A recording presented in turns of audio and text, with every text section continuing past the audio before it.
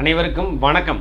திருப்பூரிலிருந்து S Thiagarajan. சரி, இன்னைக்கு பார்க்க இருக்கும் தலைப்பு செவ்வாய் திசை. இந்த செவ்வாய் திசைனா யாருங்க, செவ்வாய் திசைனா என்ன பண்ணும் அப்படின்னு கேட்டிங்கன்னா, செவ்வாய் அப்படிங்கிறது இந்த காலபோசனுக்கு 1-8 குடையவர். 1ஆம் அதிபதியும் 8ஆம் அதிபதியும் எல்லாமே தனக்கு தான் அப்படிங்கிற ஒரு திசை நடக்குது. தான் அப்படிங்கிற திசை நடக்குதுங்க.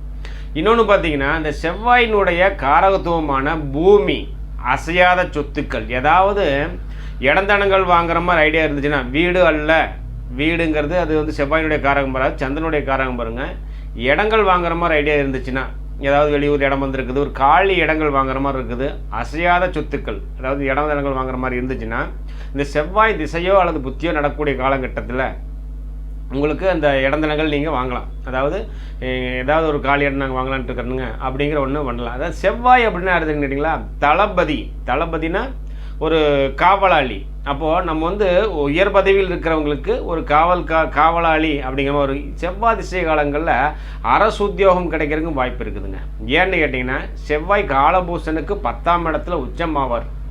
10ஆம் இடங்கிறது உங்களோட ஜீவனஸ்தானம், அதுலேயே தொழிலும் இருக்குதுங்க. அதாவது அந்த மாதிரி இருக்கும்போது ஒரு கவர்மெண்ட் வேலைக்கெல்லாம் நீங்கள் ட்ரை பண்ணுற மாதிரி ஐடியா இருந்துச்சுன்னா, இந்த செவ்வாய் திசை காலங்களும் சூரிய திசை காலங்களும் நல்லாவே சப்போர்ட் பண்ணும். அப்போது இவர் வந்து விருச்சிக ராசிக்காரங்களும் மேச ராசிக்காரங்களுக்கும் செவ்வாய், ஏதாவது விருச்சிக ராசித்துக்கு 10ஆம் இடம் சூரியனாக வருதுங்க, மேசத்துக்கு 10ஆம் இடம் மகரமாக வருது. மகரம் அப்படின்னா சனி பகவான் வராது, அங்கே அந்த செவ்வாய் உச்சமாகிறார். எப்படிங்க, மகரத்தில் செவ்வாய் உச்சமாகிறதுனால உங்களுக்கு அரசு உத்தியோகம் அல்லது தனித்துறையில் ஏதாவது ஒரு ஓனர்ஷிப் எடுத்தாங்கன்னா அதில் ஜெயிச்சு வர்றதுக்கு வாய்ப்பு இருக்குதுங்க.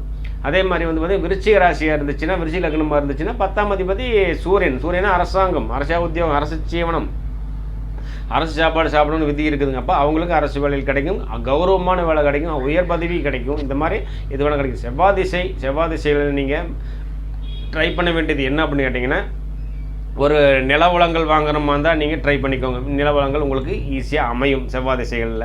ரெண்டாவது வந்து பார்த்திங்கன்னா, உத்தியோகம் தொழிலில் வந்து அரசு வேலை வேணுமா அப்படின்னா அதுக்கு நீங்கள் ட்ரை பண்ணலாம்.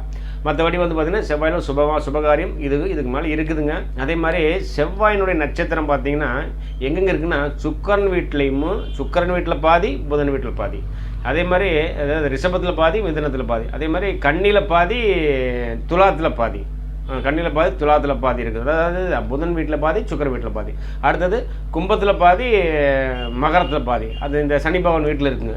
இது வந்து ஏன் இப்படி இவங்க வீட்டில் மட்டும் 2 பாதியாக இங்கே கொடுத்துட்டு வந்தாங்க அப்படிங்கிற ஒரு விதி ஒன்று இருக்குதுங்க. இது வந்து அடுத்த வீடியோவில் நான் நன்றி நண்பர்களே.